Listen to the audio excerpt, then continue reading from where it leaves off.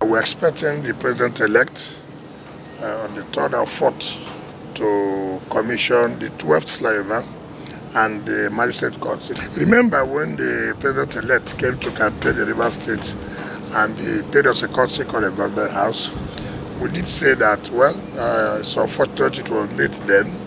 We had invited presidential candidates of other parties like the Labour, the NNPP, they all came and commissioned projects, and we did say to him that we believe that after the election we are going to invite him to commission projects too.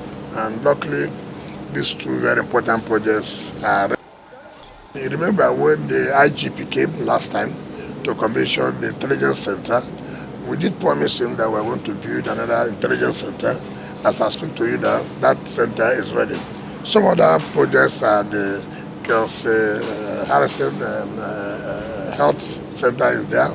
The Dental Bacino is also there. As we passed on the road, you have seen. So many other projects we have lined up for commission are also flagging off major projects that the new administration will continue with. Rivers people will of course attest to the fact that we have given our best, and we thank God glory that it has turned out this way. But very, very excellently, very, very, very, very.